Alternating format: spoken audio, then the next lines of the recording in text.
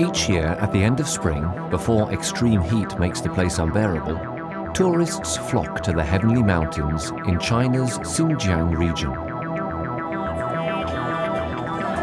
There's nothing more chic than a selfie by Tian Shan Lake with its snowy peaks, or a ride in a military vehicle in the red sandstone canyons, in these sumptuous settings where Silk Road caravans once travelled. But once back on the bus, smartphones and cameras must be turned off. Local authorities praise mass tourism, but exert complete control over these Chinese visitors, their memories, and their potential publications. That's because in recent years, other images of Xinjiang have emerged. They have revealed a very different reality. Internment camps and prisoner convoys. Survivors from these camps have reported torture, rape, and forced sterilization. The government's target? Uyghurs, the inhabitants of Xinjiang, a Muslim-majority population. Zincirlerde bağlayıp işte binasını tuz kılanmaslıkınız. Aşkarbattaki bağlaq halatda 7 ay 10 gün aşında bir insan kalıbından çıkan hayvanlardan mı better adı horluk. Free Uyghurs! Free Uyghurs! Stop Uyghur genocide! Disappearances, arrests, summary judgments. Millions of people fear for their lives and the lives of their families. Political leaders no longer shy away from calling these abuses genocide. 1 million Uyghurs, as you pointed out, Muslims, are in concentration camps. That's what they are right now. They're being abused, they're in concentration camps. Why have Chinese leaders decided to persecute this region's population? They're trying to wipe out Uyghurs' identity, language, culture, history, religion. The Chinese government have made themselves pretty clear through their own actions. Their ultimate goal is to wipe out an entire ethnicity. To better understand the tragedy taking place in Xinjiang, we probed into the action plan rolled out by the Chinese Communist Party designed to wipe out this ethnic minority. Ce qui se passe, qu'on le qualifie de crime contre l'humanité ou de génocide, a peu d'importance. Ce qui se passe est tellement grave que la communauté internationale n'a pas le droit de se taire. Parce que le complice des bourreaux, c'est toujours le silence.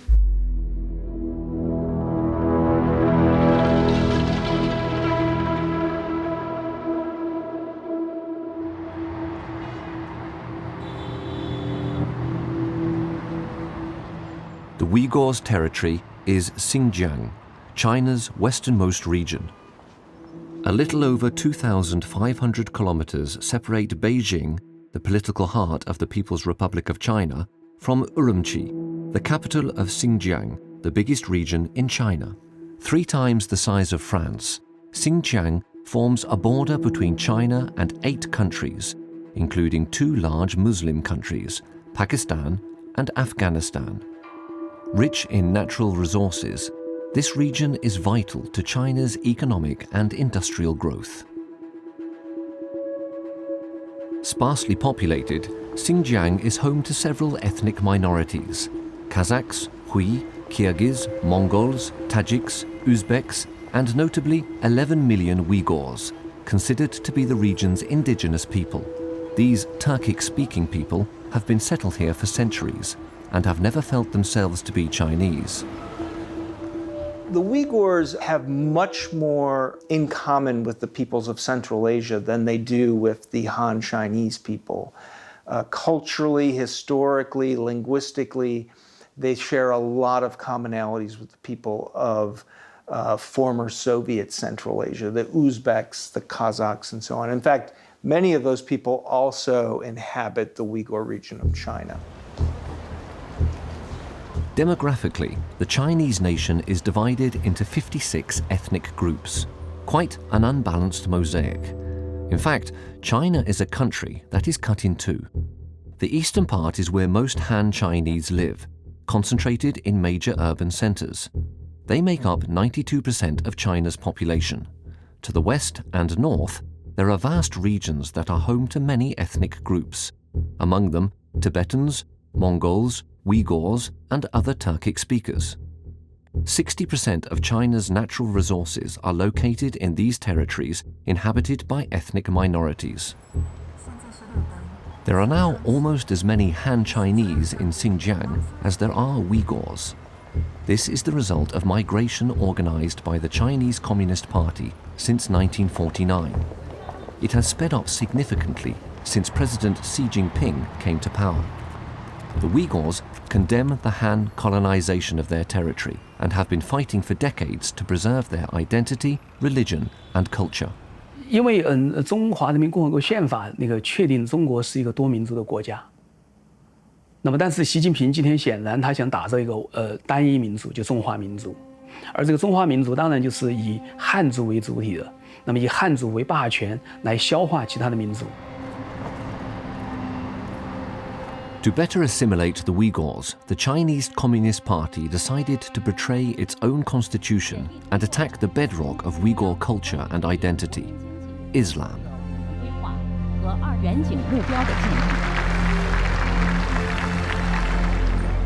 In Xinjiang, going to the mosque, having a beard, wearing a hijab, or keeping a Quran at home can lead to arrest and sometimes prison. In China, people may only worship the Chinese Communist Party, particularly in Xinjiang, where social stability is absolutely vital to the government. The region is essential to the country's growth. Its land contains 1/3 of China's coal, oil, and gas reserves. Xinjiang also produces 20% of the world's cotton. And that's not all. In 2013, the Chinese president launched his colossal project, the Belt and Road Initiative. This includes a new 10,000-kilometer rail and road network connecting China to Europe through Central Asia. In China, Xinjiang is the main crossing point for these new trade routes. 这是一项造福沿途各国人民的大事业。 So pragmatic Chinese leaders decided to work to secure the region in order to better exploit its resources, even if it meant sacrificing the people. 他现在依靠他的一带一路，那么现在一带一路第一个门槛就是新疆。他如果在门槛上就已经被绊脚，就已经走不出去的话了，他的一带一路也就全部毁掉。那么所以对习近平来说，这是要他命的事情。那么所以习近平当然会要保证新疆这块地方了，那么就会安定、安全。 那么让他的一带一路可以从新疆可以走出去，那么所以这就是为什么你可以看到习近平他会花这么多的方法，那么会让新疆人就要把他们给控制住，那所以你就可以明白，对就是习近平来说，他的感觉到的威胁不仅仅是对他的治疆的政策的威胁，那么是对他整个全盘的他掌控的中国经济生存的威胁。 Of course, the Chinese leader's dream isn't shared by the Uyghurs. They have always resisted what they see as an occupation by the Han. Over the years, there have been violent clashes between the two ethnic groups.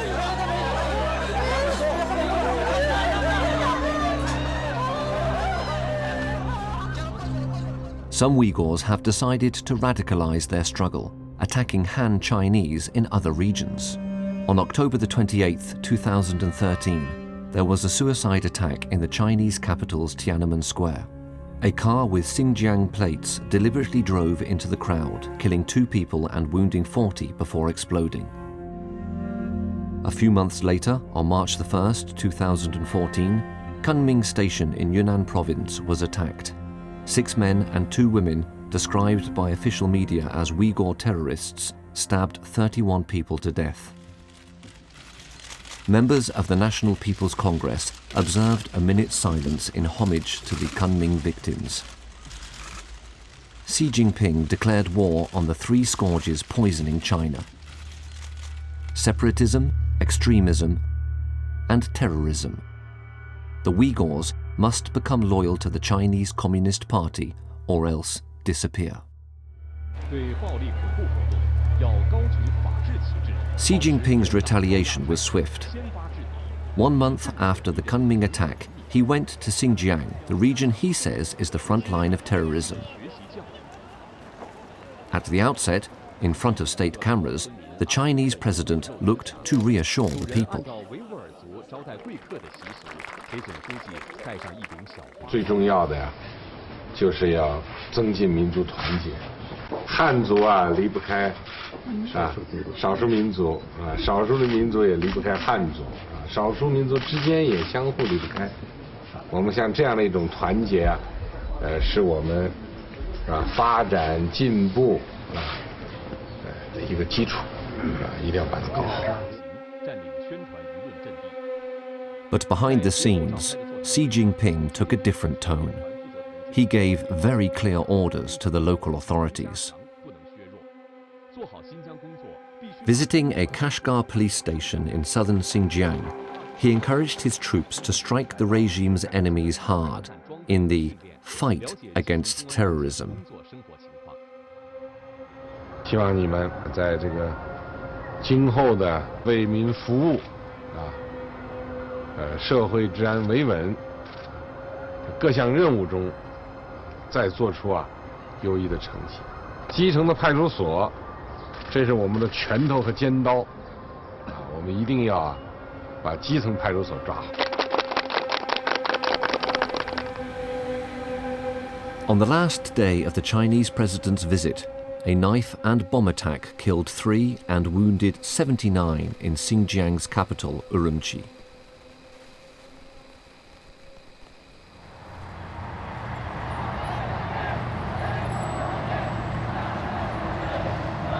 Chinese leaders retaliated using the weapon they wield best: fear. It was no longer good to be a Uyghur in Xinjiang. Beijing turned the region into a police state, launching a campaign of repression against the Uyghurs. But no one knew what was happening there.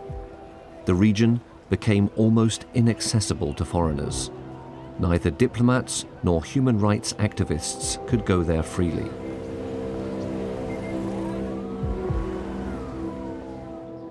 Since 2014, the communist regime has imposed absolute secrecy regarding their actions against the Uyghurs. Xinjiang became an information black hole.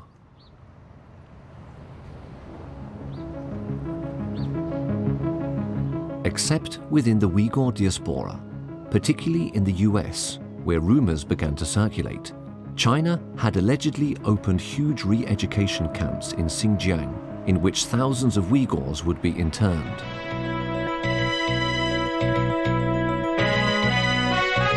This is Radio Free Asia from Washington, D.C. One day in March 2017, a Uyghur journalist exiled in Washington managed to shed some light on the matter.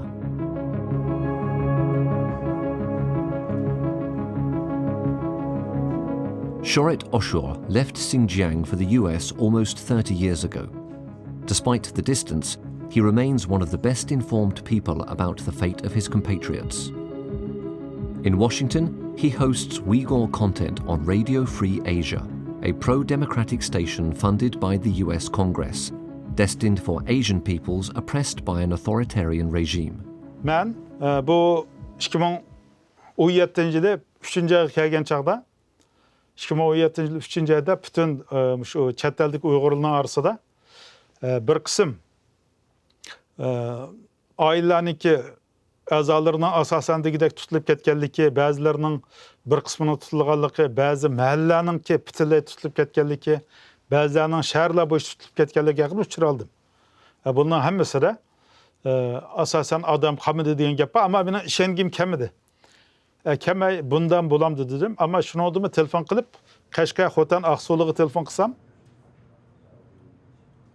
In Xinjiang, Uyghurs who receive international phone calls are immediately arrested. So to contact them, Shoret disguised his voice and the origin of his calls.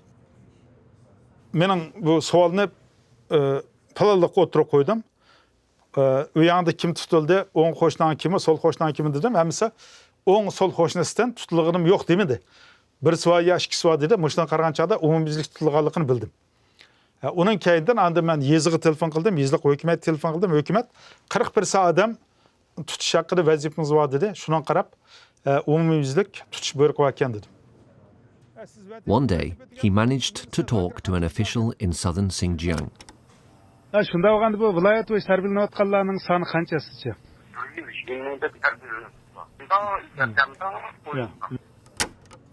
For the very first time, a Chinese official had confirmed mass incarceration in Xinjiang. Shorit Oshur's revelations triggered the wrath of the Chinese authorities. In retaliation, they targeted his family members still in Xinjiang. One of his brothers disappeared. Another got 5 years of forced labor. Ulanın tehdidi tügümedi. Hazır kadar bulavatkan ziyallının hemmesi ula deydi. Sen mış hizmetine toxtasan, sının ailenge avarçılık tügü toxtaydı deydi. Ama mən işini mən ki, bu bizden milletinin təqdiri bilen mənim ailemden təqdiri oxşaş. Mənim ailem fakat bizden milletinin təqdiri onşalğan çağda onşuldu. Shorit Oshur's scoop was just the start of a series of damning revelations for the Chinese government.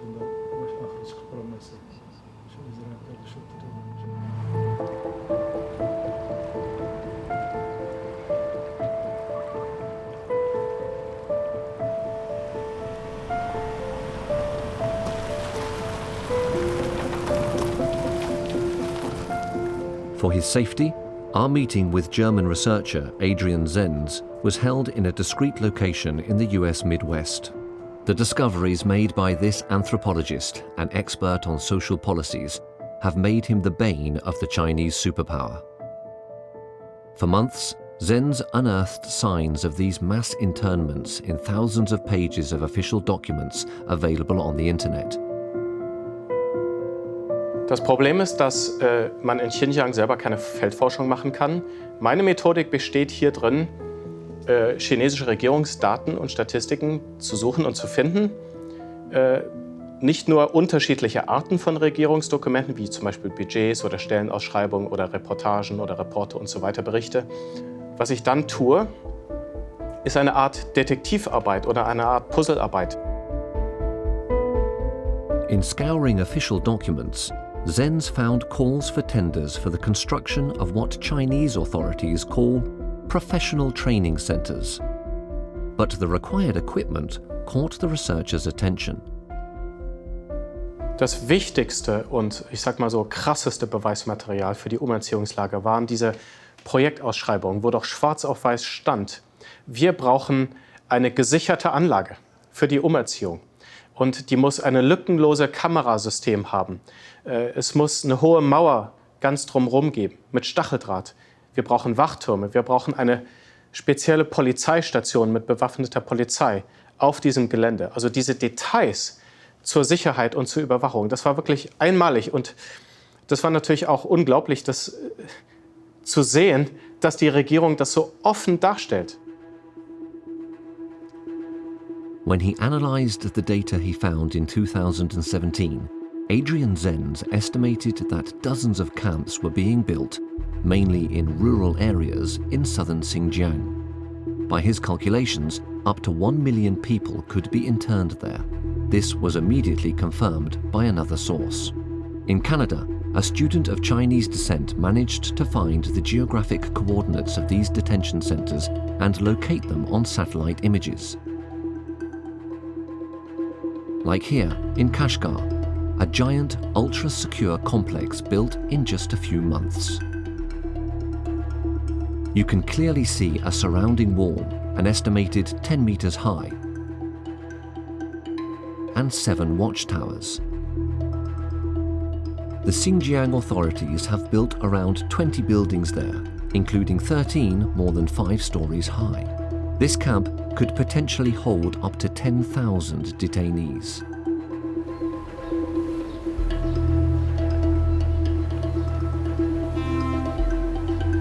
By the summer of 2018, thanks to this series of revelations, no one could be left unaware of the terrible human rights violations in Xinjiang. There was no doubt that the camps existed. At the United Nations, some were determined to ask China to account for them. A Chinese delegation was expected at the UN's European headquarters to present the measures China planned to put in place to fight racial discrimination. The UN Special Rapporteur asked the Chinese representatives outright for explanations on the repression of Uyghurs in Xinjiang. In the name of combating religious extremism and maintaining social stability, the state party has turned the Uyghur Autonomous Region into something that resembles a massive internment camp that is shrouded in secrecy, a sort of a no-rights zone, and that members of the Uyghur minority, along with others who are identified as Muslims, are being treated as enemies of the state based solely on their ethno-religious identity.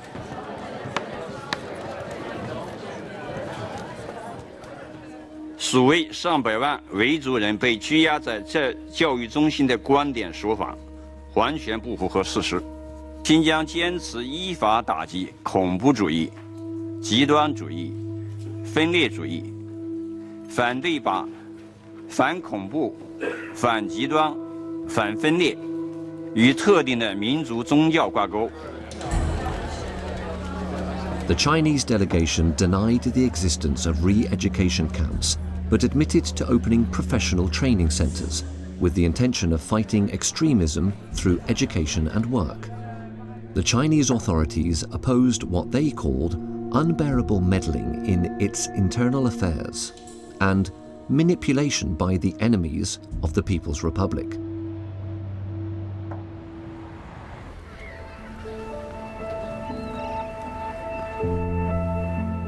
It was just the beginning, because witnesses soon made themselves heard. The Chinese Communist Party had only good things to say about Kelbinur Siddiq, a Chinese woman of Uzbek ethnicity married to a Uyghur. Kelbinur taught Chinese in Urumqi. She was a model, loyal, obedient member of the party. That's why the Xinjiang authorities commandeered her to teach classes in one of these centers, with, of course, the obligation to remain completely silent about what was going on there. Qalbinur, seninki qizing Gollandiyada o'qiyotdi deb, chunki bolalarimiz uchurini har oy olib turdi-ku, ular nada o'qiyotdi deb shu yo'llab turmiz. Dedim desam, sen cho'qim bek ehtiyot qilsang olmaydi-jimi? Sen hatto Ayşaga bergan dars bergan jarayonlarni xizmatdoshlaringmi, tuqqanlaringmi demaysa, faqat demaysa, mush esing chin tutsin degan-da bo'ldi. On March the 1st, 2017, a police officer picked her up and drove her to the top of a hill overlooking the city. Kapli men tushib qarasam bu 4 qavatli kulrang sog'an bino, koni bino ekan, bu yangi emas. Andan keyin 4 qavat bino ekan, alaqi qo'rov ekan, qo'rovning ustida alaqi sim qilishayotgan, bunday simda o'rib yotgan. Qo'rov kirgan eshikmi 3 qavat eshik. Ashta qilib kirdik. Qo'rov kirib men hayron qoldim. Qo'rov kirsam soqchi harbiylar qurolliq turibdi degan. Shunchalik qamal qilingan alaqi soqchi harbiylar degan alaqi bir xil kirsangiz bir xil survasidiku odamni bu qanday yerdi deb. Aniki mashadagi xizmatchilarningki ishxonasi deb shu yerga boshlab kirdim. Kirsam u yerda 5 Uyg'ur qiz olib ekan. Desam biz shu yerda ekan, shu yerman deb ularni. Ashlarni chaqirib beraylik, siz biz bilan men dedi. Ders başlandı deb Xitoycha. Eshiklarni ochdi. Bular chiqishga boshladi. Men bu vaqt kelib yotdim. Shunda qo'rqinch bir xil vahima o'zim titrab ketparman, qo'limda kitob bor. Qarasangiz bular hammasi put-qo'llarda kishan, zanjir chiqib o'tdim. Men bu qarab hayron qoldim. Bu shunday o'zimni o'ngshashqiman, hech bir nimam yo'qda. 97 ga men sanasam 7 oylar bo'ldi. Üstüge apsilin rengide ciditki keyken töpü numar besiq, çünkü bulan ismini so'rashga bo'lmaydi, numarini chaqirsiz. Men kiribla bulaga anakin assalomu alaykum debdim mana. Desam eliqlar bishni kutamidi, hammasi mushtaq sangilab kusurishib ketdi.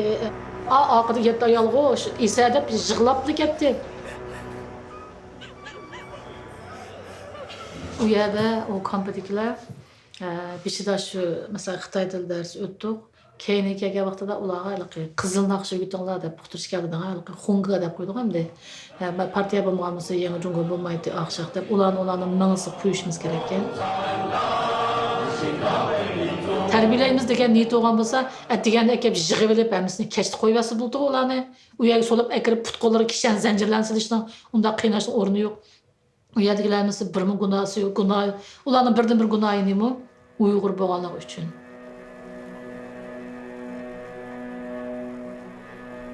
For over a year, Kelbanor unwillingly continued the mission the authorities had given her. In October 2019, the party gave her permission to go to the Netherlands to visit her daughter. She requested political asylum. Distraught by what she had seen, Kelbanor was one of the first to bear witness to the Uyghurs' fate.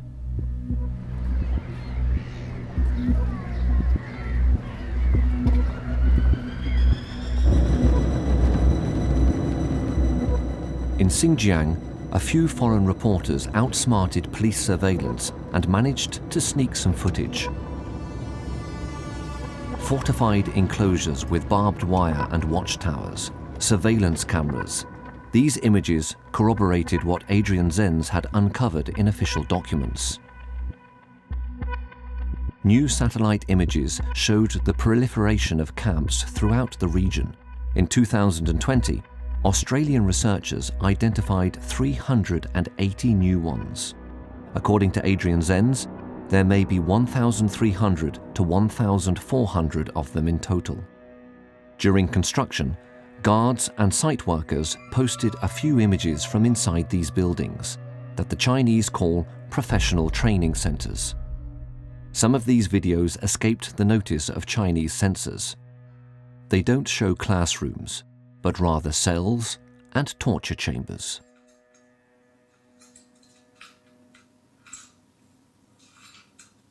Hazır məni görüb, mən onu yürgüm düp yürgüm soğuk gitip barıdı hazır. Qattiq jazalığa vaqtida qilgan narsa bu. Aşı sen iqra qil, boynunga al, deb turib aşı eng vahşiy usulda qiynaydigan vaqtida mana mushtaq bağlab, isib qo'yib, odamni ish qilib, chidiqsiz darajada azoblaydi mana shunday holatda. Aşı yog'och kaltak, tok kaltak, rezinka kaltak, aşı urgan vaqtida ish chidamay qolasiz. Dada, apa, bunu qutulduringlar deb qattiq aşı to'lab ketasiz buni bunday qiynagan vaqtida. For Omia, the torture lasted 7 months and 10 days. Before his arrest, like many Uyghurs, he lived and worked in neighboring Kazakhstan. In spring 2017, he went to Xinjiang to attend a trade fair. There, he was arrested and interned in a camp. The authorities accused him of having separatist ideas. Now a refugee in the Netherlands, he's reunited with his family, but hasn't forgotten anything of what he went through.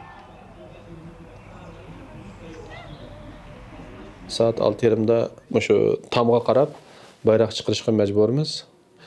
Uyga kirgan insonlarning hammasiga shu ayni vaqtda amerikaliklarniki Guantanamo qamagan insonlar kiyimiga o'xshash mandarin rang kiyimi kiydiriladi. Hammamizga o'xshash zanjirlardan bog'lanib qizil naqshlarni erishishga majbur bo'lamiz. Tamaq yani eng azida 1 yoki 2dan shu qizil naqshni yetmaysa tamaq berilmaydi. Ular meni davlat shariatlar, naqshlar qizil naqshlarni o'qishga majburlanganda rad qilganligim uchun men uning ichida 4 xil jazo oshirdim.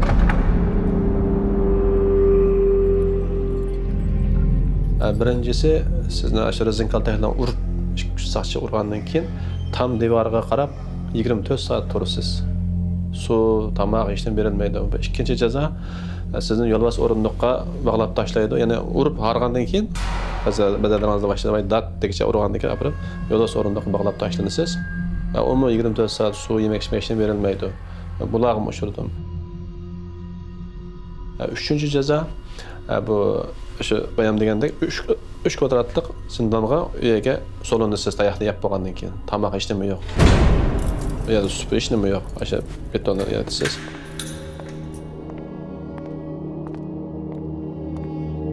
To'rtinchi jazo so'qoqda shu qorda shu yalang'och ko'sar bilan shu turishga majbur bo'lasiz 24 soat.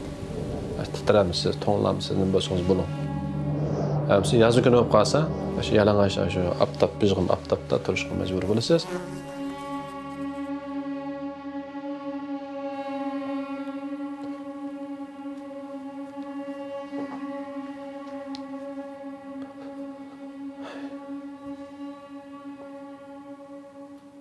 Bizga onun için ekranlab shu kallangizda sizniki milliyligingizni yo'qotish uchun, diniy e'tiqodingizni voz kechirish uchun butun sizni ruhiy besimla azoblaydi, ochliqdan azoblaydi, xo'rlaydi.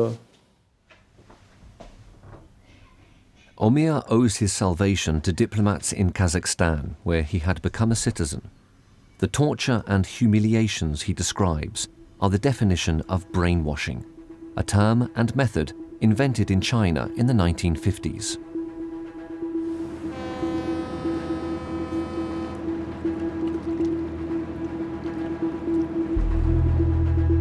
After the Tiananmen Square massacre in 1989, a former executive decided to leave the party and take refuge in the US, where he now teaches political science. Xia Ming says Chinese leaders methodically use an old communist technique in Xinjiang. 洗脑，从中文，应该说从上海话来的，经常说就是打打脑子，就是洗洗脑。那么，所以他就是对你进行那个强制的这个就是用往往是配以饥饿手段。那么他因为就是说饥饿可以摧毁一个人的意志，那么所以呢这个洗脑过程呢，你可以发现呢，就中国共产党呢一直贯穿在他的统治的这个始终。那么所以这一个是让中国人呢一方面恐惧，所以呢也能够服从。 Hunger isn't the only weapon camp guards use to subjugate the population. Bir qarımla kep mollo ke dep işte dedem rasm olun bilmeymiz bu kimligini biz bilmeydi bir adam çıkıp falan meçitning imamı dep akeldi. Bunun dikin din qışanmangla. Komünist partiyadan başqa xuda yo'q. Andaq Xi Jinping birdan bir komünist partiya sizlarni yordam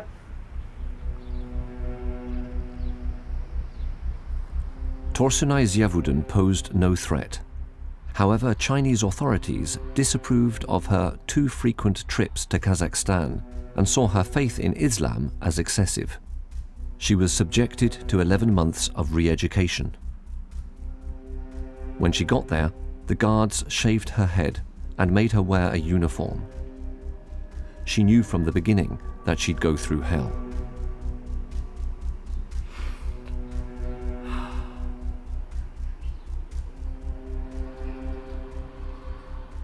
Şundan yenimde yana bir kız var aşağıda bilip çıktı onu ikimizden aşağı odatdagidek aşağıdaylık oturdu mağdaga sakçılar neme bir kostum bulup kiygen bir ko'k kostum var qora kostum aşağı kiyip mağda dayım chiqib kostum bulup kiygen eniq bilmay ko'zdi qora ko'zoynak maska tatib olgan ko'zoynakni evetdi maskani olmadi da lekin eniq ko'ngli bo'lmaydi odamni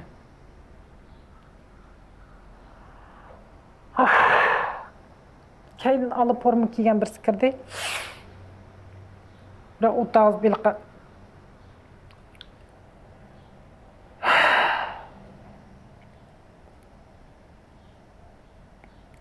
Endi kirib o chiqdi dedi kiyiming shashtapchi mana. Undaq eli qildi, undaq deydigan narsa nemish qilgandim men yana urdigandim deb o'ylabdim menda. Bir vaqt men nemishga debchi yanliqmi, yana shunda qilsam o'zimda bir nima bor deb men ashtalam qo'ydim ash. Kelgan pit kaçatqı keltib biriniz aldı da jitiblet kiyimni o'da qarshi qilish nima maqamidi. Evet, ergin chiqirib etdi. Uru atida tamg'i suzdirib. Eskilikni qildi, keyin yiliq kirdi. Oshiq tutib berdi qo'limni. Biroq ashada hoshimni ketib shiqilg'ich nima qilganini bilmayman 3 yil. Ay.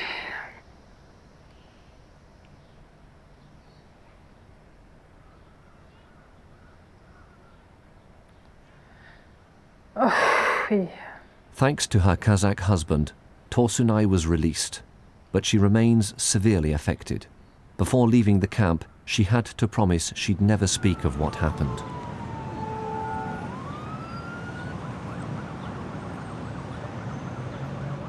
But there are also brave citizens in China who disapprove of the torment the party is subjecting Uyghurs to. In autumn 2019, when Xinjiang was still cut off by Chinese censorship, an anonymous source sent the New York Times vital information. Over 400 pages of internal Chinese Communist Party documents. They contained a great many official investigations and directives, reports on surveillance and control of the Uyghur population, statements by high-ranking communists, and lastly, 96 pages of a speech made by President Xi Jinping himself. In it, one can read the official orders he gave during his visit to Xinjiang 4 years earlier. These leaked documents, the Xinjiang Papers, confirmed the implementation of a vast concentration camp system, decided at the highest level of the communist hierarchy. In these top-secret documents, we learn that the Chinese president, while addressing regional authorities, compared religious extremism to a virus and to an evil drug. Xi Jinping stated that the fight against the scourge would require a long and painful treatment, and that the Chinese Communist Party would have to use all the tools of dictatorship to overcome it. Coming from the mouth of the Chinese president, it meant extreme actions were authorized. He even urged the local authorities to show absolutely no mercy. In Chinese leaders' minds, it's about treating evil with evil, a radical stance approved of by many Han intellectuals, like Shen Dingli, a university professor and government advisor. 如果这个恐怖主义是病毒，我们要去查出谁携带了病毒，然后把你隔离，不是杀掉你，是让你在这里边得到免费的治疗，让你快速的恢复健康。那么我们也不知道谁患了思想的病毒，那怎么办呢？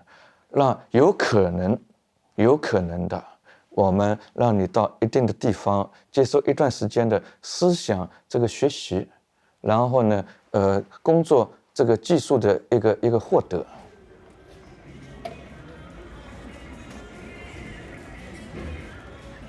To track down all those with this ideological virus, the party put the population of Xinjiang under surveillance. In China, the party has eyes and ears everywhere. In every district, neighborhood, factory, and building. But in Xinjiang, even more so than elsewhere, the dictatorship has deployed its most powerful tools, so-called smart cameras, facial recognition, biometrics, digital spying.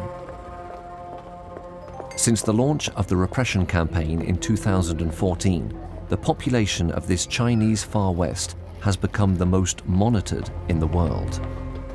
One of the things the Chinese state talks about in terms of particularly its surveillance programming, but really this is the same thing about their re-education program, is they call it preventative policing. The idea that this person's not yet an extremist, they're not yet a terrorist, but we can see that they might become one, so we need to act now. State surveillance in Xinjiang is pervasive, but maybe it's easier to think about it in sort of a three-dimensional, everyday sense. Imagine, for example, a QR code has been placed outside your front door so that authorities can stop by and scan that code to see who's registered to live there and then knock on the door and see if the right people are there, or maybe the wrong people are there. You leave your house in the morning to take your children to school and to go to the shops. You have to pass through checkpoints and you have to swipe your ID card to go through those so that the authorities can know what trajectory you followed. And all the while, remember, if you're outside, there are video surveillance cameras tracking you. We know that the authorities will track people if they turn their phones off. So going off the grid is problematic too. Everyone is a suspect, everywhere, all the time. Pretexting the fight against terrorism, the party has criminalized all sorts of behavior. In Xinjiang, local leaders drew up a list of 75 signs of radicalization. Top of the list? Advocating the secession of Xinjiang and the creation of an Islamic state of East Turkestan. But other, much more mundane behaviors are seen as reprehensible. Suddenly stopping drinking or smoking, boycotting cultural or sporting events, or closing your restaurant during Ramadan. This list gives law enforcement a lot of room for interpretation. And I think the party's and the government's goal is to make clear to all Uyghurs across Xinjiang that there are red lines, and the penalty for crossing that is to be detained for months at a time and now possibly prosecuted and given harsh sentences. It produces precisely one of the effects I think that the authorities are hoping to achieve, which is scaring people into near total submission.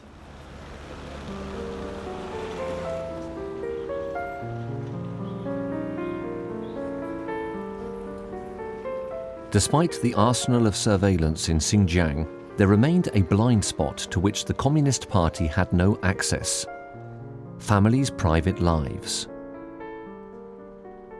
So the party had an idea. Because Han Chinese and Uyghurs don't necessarily get along, they would need to be forced to get to know each other. Chinese leaders organized ethnic unity weeks. Once a month, Uyghur families get a visit from a Han Chinese person who stays with them for a few days. In videos shared on social media, everyone looks very happy.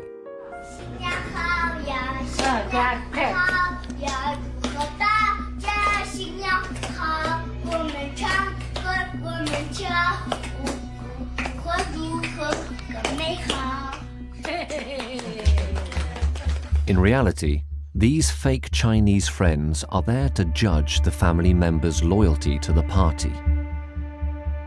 It was very clear that it also was for surveillance purposes, to see who was living at home, who wasn't there, how religious were they, did the children speak Chinese or Uyghur?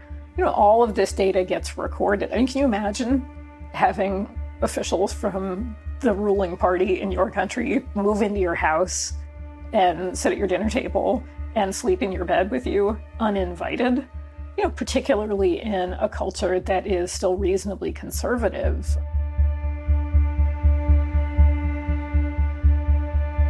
So when the high-tech surveillance fails, don't worry, the party is there to make sure that they're keeping an eye on you, even in low-tech ways too. Since 2016, the Communist Party has sent more than 1 million Han into Xinjiang homes with no remaining signs of Uyghur culture.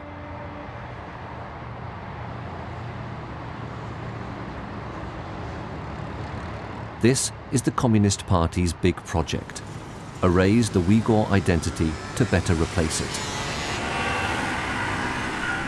Almost nothing remains of the old, majestic Silk Road city of Kashgar. In place of the ancient caravanserai, one finds motorways, buildings, and waste ground.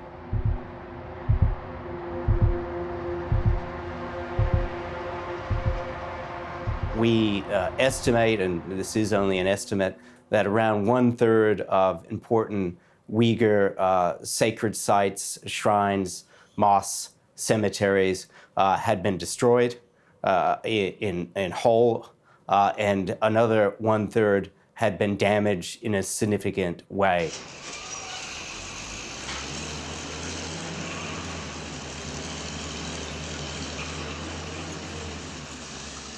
It's an effort to re-engineer the Uyghur people, to transform them in the image of the Han majority. Using satellite images, these Australian researchers also discovered that 100 cemeteries had been wiped off the map. The remains, taken from their traditional graves, now lie in anonymous brick tombs. The names of the deceased have been replaced by a number. there's nothing better to make a people amnesiac. In Aksu, the cemetery in which an illustrious Uyghur poet was buried was removed to make way for the City of Joy, an ambitious urban project. Usually it's explained as some kind of development, they need to build something there, but often these places are replaced with simply a parking lot. And it seems to speak to really a much more pointed and intentional attempt to undermine the history, to eliminate the basis of Uyghur culture. And it's clearly not about terrorism, it's clearly not about religious extremism. It's clearly much deeper and much more of a broad spectrum attack on Uyghurness or on non-Han culture generally.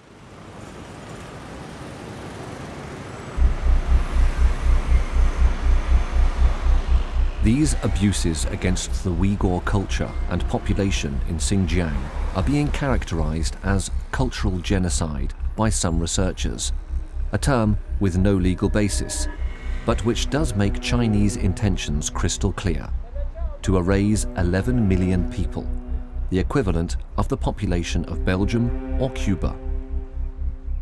Inside Xinjiang, no one is able to blow the whistle anymore. The Chinese authorities have made sure to silence everyone they see as their main enemies: intellectuals, university professors, poets and musicians. So die Umerziehung findet nicht nur in den Lagern statt, sie findet halt auch in Internaten, in Schulen, in Kindergärten, in Vorschulen statt.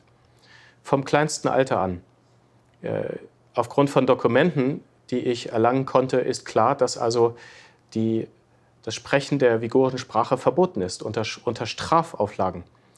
Und dass die Kinder also schon von früh an umerzogen werden, dass sie auch sogar ihre Eltern ausspionieren müssen. Und das ist also eine ganz dramatische Entwicklung, ganz, ganz dramatisch, weil hier ja langfristige Veränderungen geschaffen werden.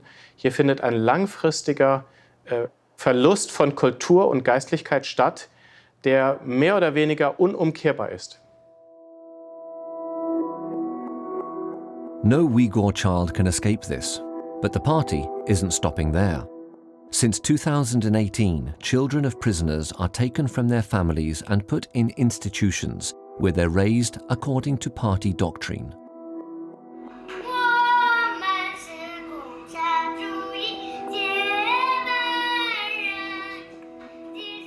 This video shows a young Uyghur proudly singing a patriotic Chinese song. This is Xi Jinping's dream. In 2021, the Chinese president gave his orders. We must plant in the heart of each child from the age of 6 love for the party, the country, and socialism.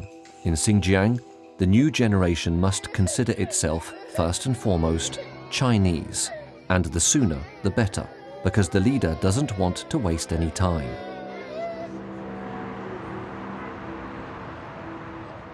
In the north of the region, Han have become the majority, and the capital, Urumqi, looks like any other Chinese city. But in the rural, traditional south, Uyghurs still make up more than 50% of the population. So in order to boost the number of Han Chinese, Chinese authorities must now meet specific demographic targets. In 5 years' time, the Uyghur population of the south must also become the minority. In order to achieve this, the party implements radical policies. Whilst working on birth rate statistics, German researcher Adrian Zenz uncovered documents clearly stating that births must be reduced and defining quotas of women to be sterilized. Es ist ein Planungsdokument für 2020. Diese Dokumente sind zwei der schockierendsten Dokumente, die ich jemals in meinem Leben gesehen habe. Sterilisiert werden soll oder muss also als Mubiao, als Ziel für das Jahr 2019 14.872. Wenn man das mal gegenrechnet, das sind ungefähr 34% der gebärfähigen Frauen in der ländlichen Region dieses Regierungsbezirks. Das Ziel der Geburtenverhinderung hier ist, dass man das Bevölkerungswachstum, was ja recht hoch war, dramatisch zurückschraubt auf gegen Null oder in Teilen sogar unter Null, damit nicht, dass die Bevölkerung ausgelöscht werden soll, sondern dass sie leicht zurückgeht, dass sie nicht mehr wächst, sondern vielleicht leicht zurückgeht und dass sie über die Zeit leichter zu kontrollieren ist und leichter zu assimilieren.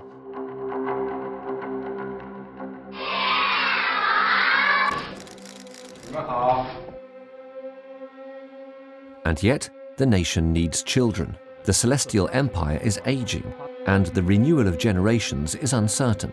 Today, the one-child policy has been abolished throughout China, except in Xinjiang, where having more than one child can get you sent to prison.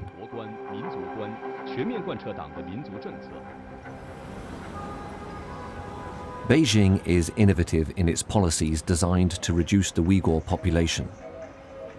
The party even promotes its good ideas on television. This scene took place in a tiny village in southern Xinjiang. The loudspeakers summon the inhabitants to the courtyard of the People's Hall. A textile company from eastern China has made a very long trip to recruit 100 workers here. Those interested need only write their names in a register. 2 days go by. No volunteers come forward.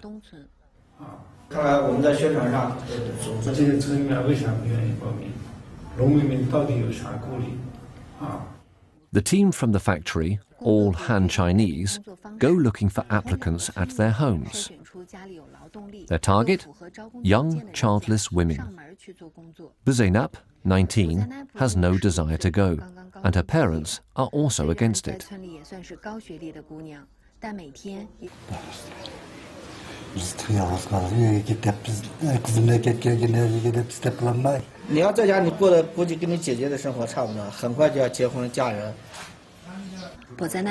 The village chiefs insist, to no avail. Buzainap refuses.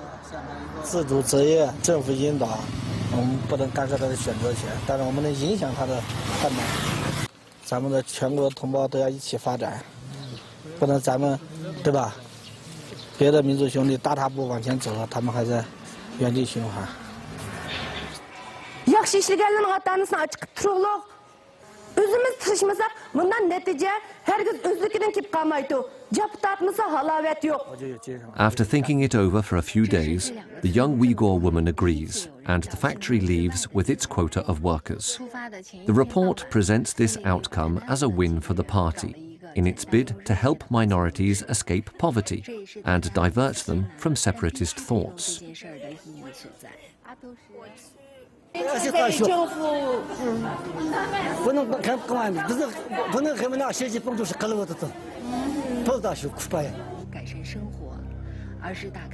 fact, the main goal is to displace the population, particularly women, to provinces where they'll be more likely to start a family with a Han. This pernicious method will eventually reduce the Uyghur population in Xinjiang, as ordered by the government.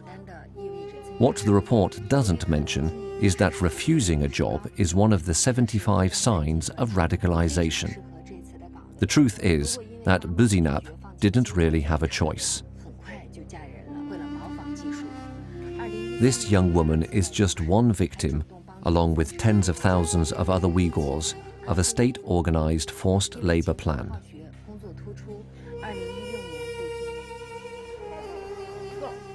The Uyghur diaspora have spread several videos on social media, showing groups of workers gathered outside the villages before being sent in convoys to factories all over China. In a report published in 2020, a group of Australian researchers estimated that at least 80,000 Uyghurs have thus been shipped out of Xinjiang. In the Uyghurs for Sale report, we linked over 80 global multinational companies to supply chains that could contain Uyghur forced labor in them. Now, supply chains are very complicated. Some of these companies are like Nike, Apple, leading multinational companies that have very complicated supply chains. But if you trace them down the line, we found that some of their suppliers do participate in these labor transfer programs that include Uyghur workers. In the camps, the prisoners are also made to work. They're used as labor in workshops built close to the detention centers.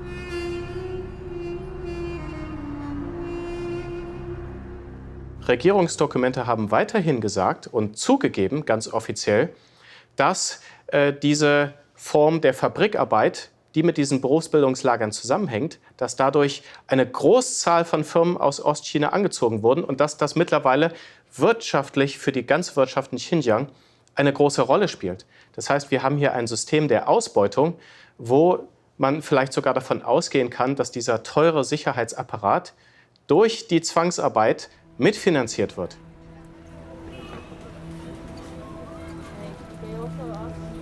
Forced labor, sterilization, arbitrary detention, destruction of heritage, Orwellian surveillance.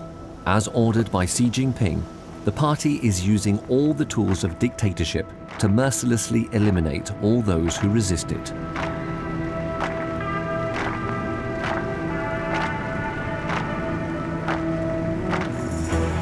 The Chinese Communist Party's General Secretary thinks the region's inhabitants should have complied a long time ago, believing that Xinjiang has always been part of the national territory. But the facts are stubborn and contradict the Chinese president, who's rewriting history as he pleases. Centuries earlier, Uyghurs had settled in these arid reaches of Central Asia, around the oasis cities of the Silk Road. It was only in the mid-18th century, after fierce battles, that the Qing dynasty occupied this territory. The Chinese emperor named it Xinjiang, which means new frontier in Mandarin. Xinjiang was a Chinese colony, but the name was rejected by the Uyghurs, who preferred the more political Eastern Turkestan. Certainly I think one of the biggest issues with the Chinese state's governance of this region is that the Chinese government does not recognize the local inhabitants as the indigenous population of this region. The Qing Empire makes it a colony. It starts a civilizing mission. It tries to promote the Chinese language, Confucianism in the region. But in many ways, that whole effort was quite a failure. And so by the fall of the Qing Empire in 1911, the region had not really become Chinese. Ever since, the Uyghurs and other ethnic minorities of Xinjiang have rejected assimilation and often rebelled. In the early 20th century, a Uyghur independence movement emerged, and in 1946, the Uyghur political leader, Ahmadjan Kazemi, became president of the Eastern Turkestan Republic. The government was under Soviet influence, but the Uyghurs were independent. They had a country and a flag.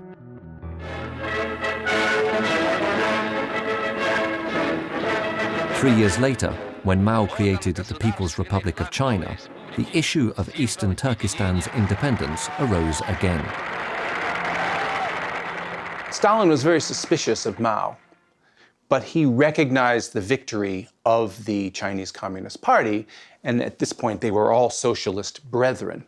And so there was very little that Ahmadjan Kazemi could do other than simply to acknowledge this victory himself. He renounced the Eastern Turkestan Republic and began negotiations and discussions with Chinese communist officials in Xinjiang. And there was to be a meeting known as the People's Consultative Conference, held in Beijing in August of 1949.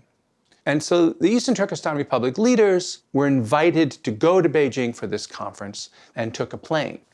Nothing more was heard of them for several months. And then in December, Chinese authorities announced that the plane had crashed in Siberia near Lake Baikal and all passengers had been killed. The convenient death of Ahmadjan Kazemi brought an abrupt end to the young Eastern Turkestan Republic. The Uyghurs found themselves unwillingly in the Chinese fold, but Mao showed diplomacy. To counter a desire for independence in the region, he pledged the cultural identity of Uyghurs would be respected. In 1955, the great leader created the Xinjiang Uyghur Autonomous Region. 因为我们看到中国共产党当政以后，他直接模仿对象就是苏联。那么，所以中国呢，那个政府呢，那么也就根据斯大林的民族的定义，那么把中国分成了现在是叫56个民族。那么所谓的有语言呢，有居住的区域啦等等的。然后他在模仿了苏联的所谓的民族区域那个自治的那个这么一个体系。那么这就是中国今天的自治区制度。Now, in Xinjiang, what that meant was that the Uyghurs had a special place. Uyghur language was legally allowed to be an official language. It was used in education through the school system all the way from kindergarten through university. Newspapers were published in the language. There was an active publication industry in other materials in history and literature and so on. Despite all this, integration into communist China wasn't straightforward, especially since, for months, Uyghur farmers saw thousands of Han Chinese from eastern China settling in the region. This first wave of immigrants joined the Bingtuan, a semi-military organization created by Mao to run this Chinese Far West. The Han settlers claimed the best land and built huge farms, schools, and dispensaries. Their mission was clear: to ensure economic growth, social stability, and ethnic harmony, and crush pro-independence activity. The Xinjiang Uyghur Autonomous Region was autonomous in name only.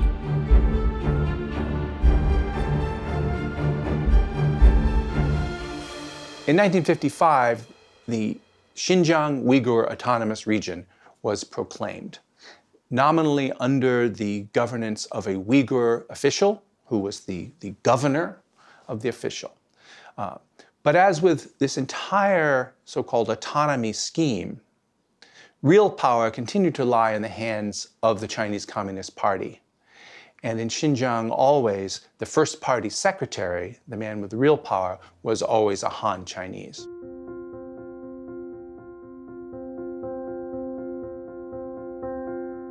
Mao's first economic reforms were a fiasco, and in the late 50s, tens of millions of Chinese starved to death.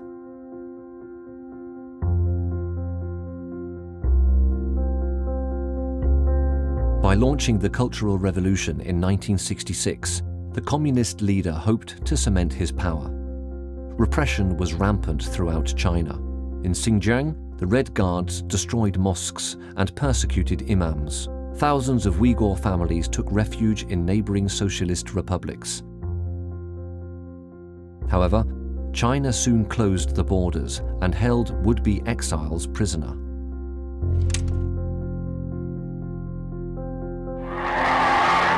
Everything changed when Mao died in 1976 and Deng Xiaoping came to power.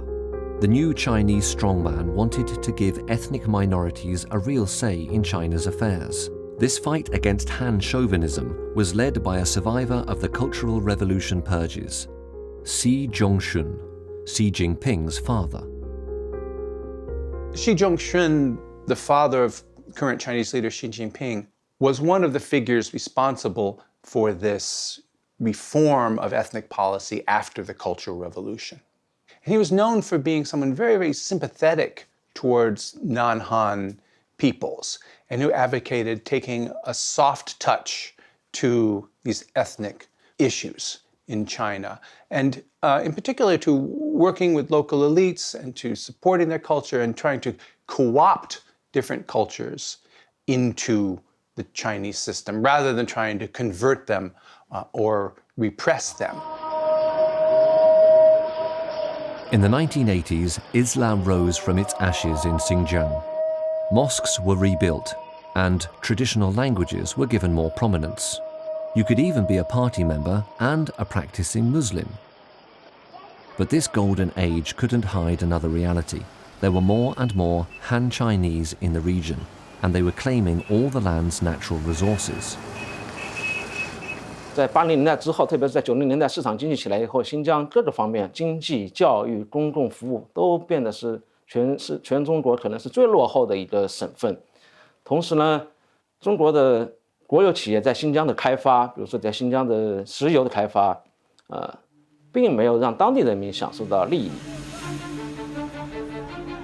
As inequalities deepened in Xinjiang, the Chinese Communist Party feared renewed tensions with the Uyghurs.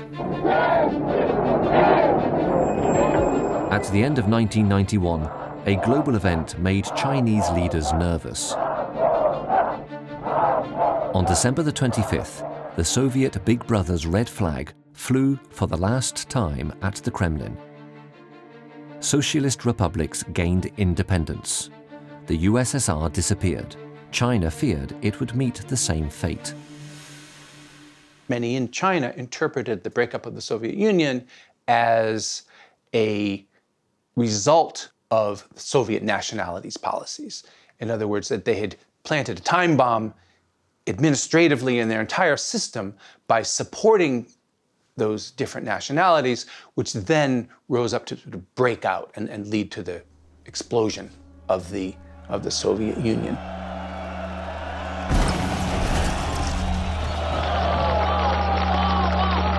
There was basically a worry that the Uyghur region, Tibet, maybe even Mongolia, that they could become separate states. And the Chinese Communist Party wanted to make sure that that was avoided at all costs. I remember being in the Uyghur region maybe in 1994 and hearing from Uyghurs saying, there's now a Kazakhstan, there's a Kyrgyzstan, there's an Uzbekistan. Why is there no Uyghurstan?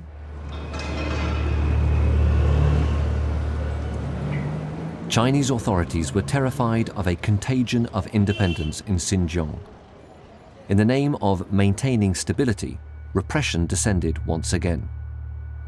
Islam, revitalized in the 1980s, was once again in Beijing's sights. Religious gatherings were banned. Quranic schools were closed. Several thousand Uyghurs were arrested. Some, deemed too radical, were tried in public and executed.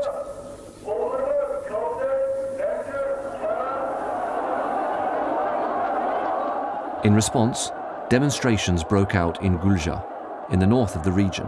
Thousands of soldiers quashed the protest, firing live rounds. The clashes lasted for 2 days. Officially, 9 people died. Unofficially, it was more than 100. In the following days, bombs exploded in Urumqi and Beijing. In Xinjiang, Chinese authorities claimed to have found many arms caches and reported more than 200 attacks, blaming Uyghur terrorist groups. To Beijing, independence activists, religious leaders, and terrorists were one and the same enemy.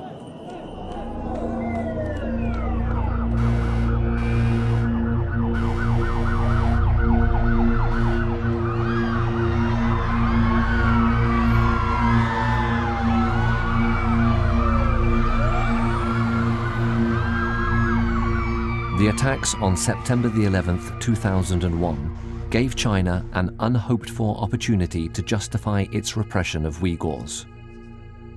And so, the world learned the name of a terrorist group which China accused of carrying out operations on its soil, the Eastern Turkestan Islamic Movement. Beijing claimed this terrorist group, hostile to China, was trained, equipped, and financed by Osama bin Laden and Al-Qaeda. As a scholar, I and my colleagues had never, ever heard of the Eastern Turkestan Islamic Movement. It was basically the vision of one man by the name of Hassan Massoum, and he was a very religious person, and I would say a religious nationalist. He believed that religion should be the vehicle that could bring independence to the Uyghur territory as a Uyghur nation state.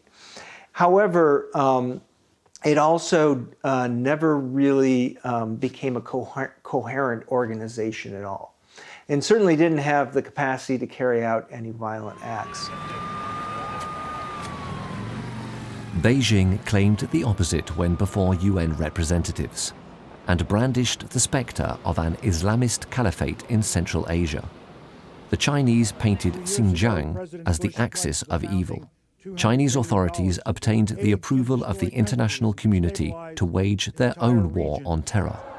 In 2002, the Eastern Turkestan Islamic movement was added to the US and UN list of terrorist organizations. In exchange, China allegedly promised George Bush it would not oppose his plans. There's no smoking gun to tell why the US recognized this Uyghur organization as a terrorist group. But there was a lot of speculation at the time and after that it was about getting the People's Republic of China to acquiesce to the US invasion of Iraq, which would happen the following year. History was repeating itself, and once again, Xinjiang was under strict surveillance, because at the dawn of the 21st century, China was preparing an event to cement its power.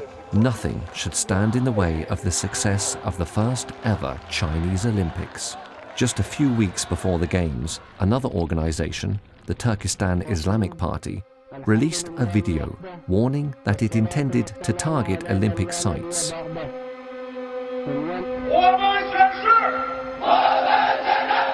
In response, China flexed its muscles. 100,000 police and soldiers were deployed in Beijing. The man in charge of supervising this global event was none other than Xi Jinping.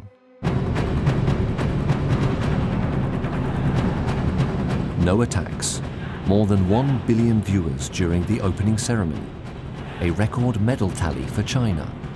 The Games were a huge success for China and a stepping stone for the future president. 中共的话呢，他在那个就是2008年呢，他成功的举办了奥运会。那么他觉得呢，他做的呢是非常的了不起，那么成为了就是崛起的大国。但是紧接着呢，你会发现呢，那么75事件爆发，那么75事件爆发呢，就使得2008年打造的这种所谓大国崛起了。那么一下呢，我觉得就是那个变成了一个就是尴尬。On July the 5th, 2009, everything changed in Urumqi. Exactly a year after the Olympics, 1,000 to 3,000 protesters demanded justice after 2 Uyghur workers were lynched by Han Chinese in southern China. At first, the police managed to disperse the crowd, but after a few hours, they lost control. There are some reports that they actually shot at the demonstrators with live ammunition from the very beginning.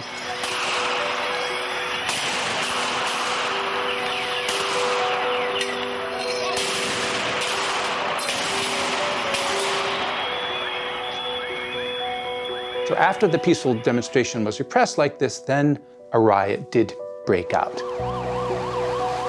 That evening, the situation turned into a bloodbath. Armed groups of Han Chinese and Uyghurs exchanged blows. The settling of scores lasted several days and left hundreds dead. There were thousands of injuries and arrests and many disappearances.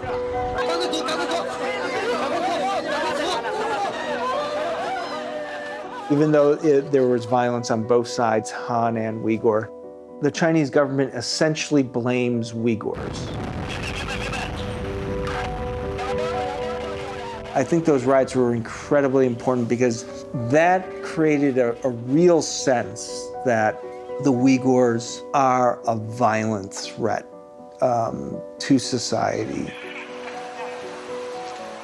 The central government accused foreign Uyghur independence groups of having planned and led these violent riots. According to Beijing, these separatists had declared a holy war against China.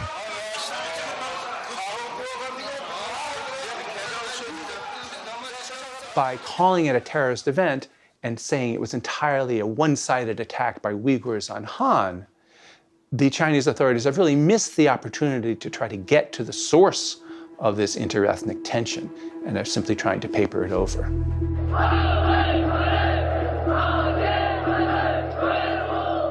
The Urumqi riots traumatized the entire Chinese nation and strengthened the hatred between Han and Uyghurs all over the country.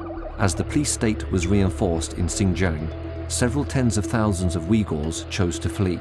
They took refuge in nearby countries, or in Europe and Turkey. A handful of them became radicalized and left to wage jihad, especially in Syria, giving Chinese leaders an opportunity to crack down even harder on the region's inhabitants.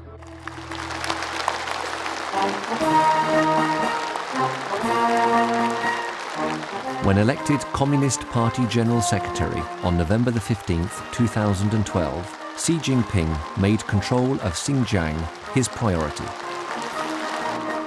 The approach that his father took in the 1980s doesn't seem to have achieved this goal of stability, which is so important to the Chinese Communist Party. And so perhaps Xi Jinping, for that reason, thinking his father might have failed with that approach, has decided to take a completely different one. Xi Jinping's method would be forced assimilation, the rapid transformation of Xinjiang's population into good Chinese. To achieve this, the president drew inspiration from a 2011 article published by two party ideologues. Hu Lianhe, who defended China's position at the UN in 2018, and Hu Angang, an economist who supports a China united around the ultra-majority Han ethnicity. 团结，只有民主团结，中国才能够成为世界真正的世界强国。这是我的结论。少数民族保留自己的文化，同时他作为中华人民共和国的公民，他也要学习我们所说的汉语，对吧？因为这是国家文字。你们应当老老实实的向中国虚心学习，来了解中国为什么会成功，这是根本点。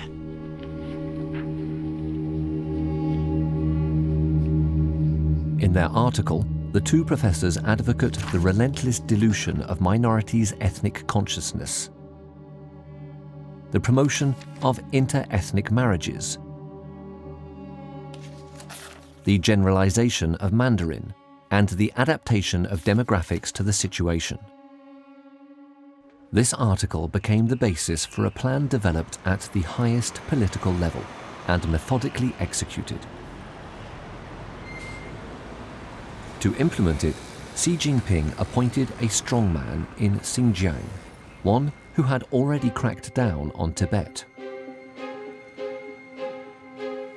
Chen Quanguo had political ambitions and wanted to please his boss. As soon as he became party secretary in Xinjiang in 2016, he acted with great eagerness.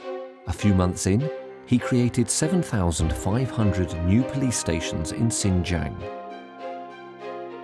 And in February 2017, he organized a large show of force by placing 10,000 armed men under the statue of Mao in Hotan, a city in the Xinjiang province. For Uyghurs, Chen Quanguo is the creator of evil, the embodiment of all their suffering.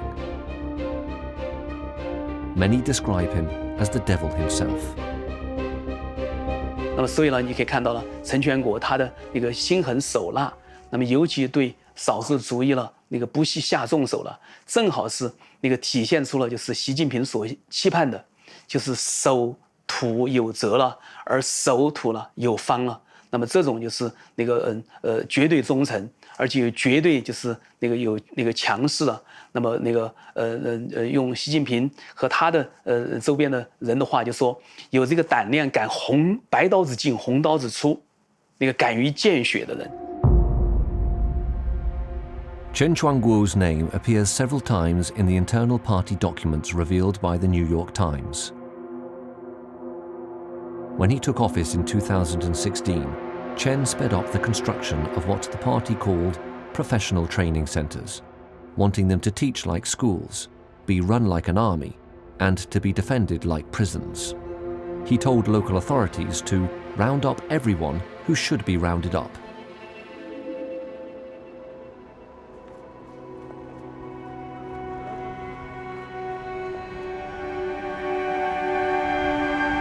Give me answer! Fascist China! Terrorist China! Give me answer! Fascist China! Come to here! Become a concentration camp! Like 90 of my family members! Give me answer! Where are they? Are they alive? Died of concentration camp? Give me answer! Fascist China! Terrorist China! Once a week, Abdurrahim Gheni yells with rage beneath the windows of Chinese diplomats in The Hague.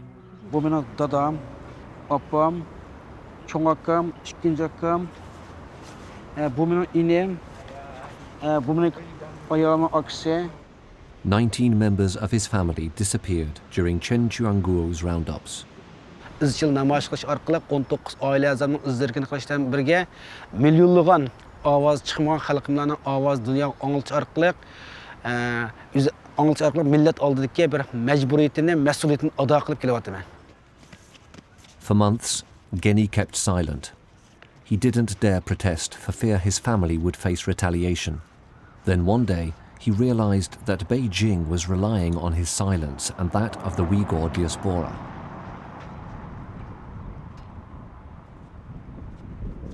Men 2017-yil 11-24 kuni chiqqandan keyin lagerdan ota-onamning yanada bir hafta davolandim. Ya'ni mening bunday quwwatim yo'q. Otam ashuna naqshlik istamaydigan, haqimdan chiqib turgan odam. Ayni vaqtda buni deyishgan. Meshan Mirram beshini qilib qo'shishga vaqtimizda biz Alloh bilan qo'shishib bo'lgan. Buni topshirib o'tgan. Biz ham o'lib ketamiz bolam. Sen naqshlik yetkazganda. Shuning men bu maydan qaytmaydiganligini biladi. Shuning bilan men bu Amerikaniki IPP'ning ziyoratini qabul qilgandan boshlab bir-birlab tutishga boshladi. Atam qo'lga vaqtda 2018-24 kuni sening balangniki bu ishlarni to'sash uchun sen cho'qim bizga bir video ishlashi kerak. Shuni majburlangan, uni qamag'andan keyin o'ldirib tashlangan. Ana meniki atam 2018 9-ayning 18-i Pichan naylik tarbiyash markazida kamp lagerda o'ldirib tashlangan. Bu mening atam Bakir Ibrahim. İnaqla o birden-bir qaraqığınım mening uyada yenimdeki aşınçılar derecede bo'lib ketgan qizlarning aş mening yenimda o'xshash, menga o'xshash ashundaq nobud bo'lgan, menga o'xshash ashada ash zulm uchragan, hatto kechalar ochiq ketgan nurg'un odamni ko'rdim men. Chunki eştimge qarmay mayli nim bo'lishdan qat'iy nazar faqat men hayot yurib bir kunimni vatandosh qarindoshlarimning ashaqdagi qolgan insonlarning qutulishiga atab qo'ydim. Boshqa butun ashadagi Uyg'urlarning bir erkin so'zlab haqiqiy bir ahvolni chin yurikidan chiqarib so'zlab menga o'xshash deydigan bir kunni ko'rgim keladi. Boshqa emas, erkin so'zlaydigan holat kasb bo'ldi, mayli boshqa bo'lmasin, boshqa hech nimani talab qilmayman hozir.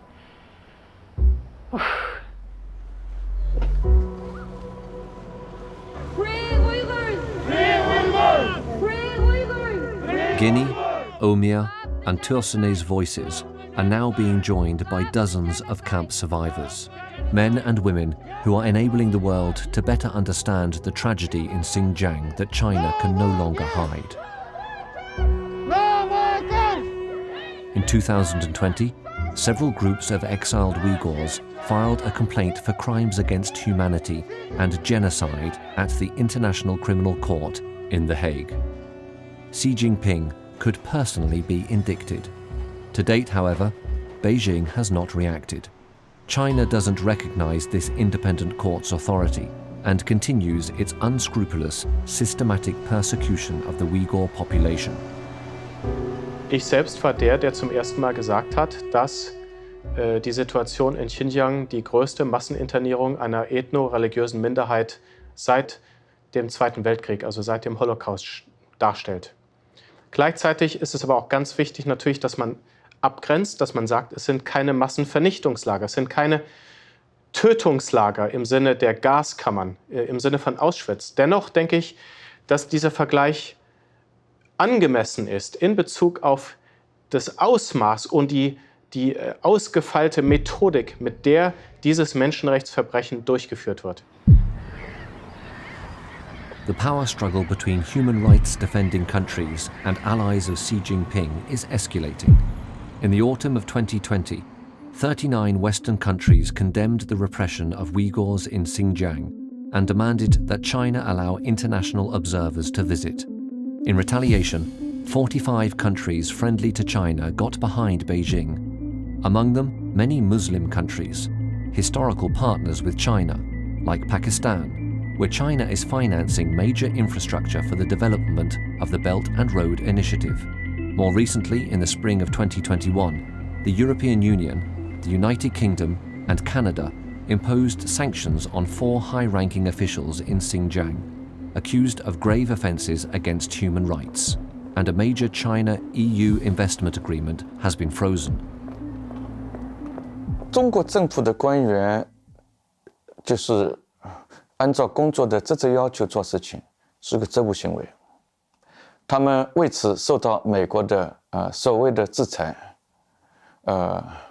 这是他们的光荣。他们以此更多的证明了他们是国家的好公务员。这个意义不大，因为没有改变我们的领导的这个领导方式，使得中国的领导和百姓对美国有更多的怨气。All over the world, Chinese diplomats are showing their claws due to these sanctions. Their spokesperson in Beijing was even more threatening. 外国列强架起几门大炮就能打开中国大门的时代已经一去不复返了。几个所谓的学者和媒体同官方勾结，就能肆无忌惮地抹黑攻击中国而不受任何惩罚的日子，奉劝他们不要低估中国人民捍卫国家利益与民族尊严的坚定意志。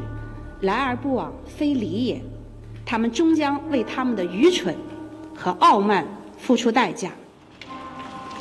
La Chine a besoin de durcir le ton en permanence et d'adopter des comportements plus agressifs, dirait-on, plus offensifs, ce serait un terme plus correct, sur le plan international. Et c'est ce qui fait que vous avez une rupture assumée et promue par la Chine qui consiste à dire les droits humains, la démocratie et l'état de droit ne sont pas des concepts chinois, nous les récusons. Et donc cette agressivité contre les droits humains et contre les Nations Unies font de la Chine un partenaire aujourd'hui en rupture. Mais pour moi, les choses sont claires, c'est la Chine qui s'est mise en rupture. 如果呢，我们做的你们认为违反了我们加入的国际协议，那么请你们提出来好好说，态度能不能注意一点？中国人因为被你们骂得厉害，现在火气也很大，他一看你骂，我就不理你了。Chinese leaders' disdain for the international community could claim other victims. Once the issue of the Uyghur community is resolved, what will become of the Tibetans, Mongols, or Hong Kongers? What lies ahead for residents of Taiwan, which Xi Jinping has promised to bring into China's fold by 2049, by force if necessary? 我经常在问这个问题，就说我们是不是可以让北京呢，那么知道更多的那个智慧，有更多的那个善良，有更多的同情心，因此的话呢，他就不会那个实行种族灭绝的政策，那么他也不会那个破坏那个就是人们的基本的个人自由。但是我的一个基本的感觉是，总的来说这是缘木求鱼，与虎谋皮，因为他的骨子里边呢就没有说要让每一个个人那么幸福。Today, China is the main trading partner of 130 countries, including 10 in the EU. Economically inescapable, China seems to enjoy a solid impunity. Despite the timid reactions of a few major democratic countries, the international community is maintaining a complicit silence. The persecutor of Uyghurs seems to have a bright future.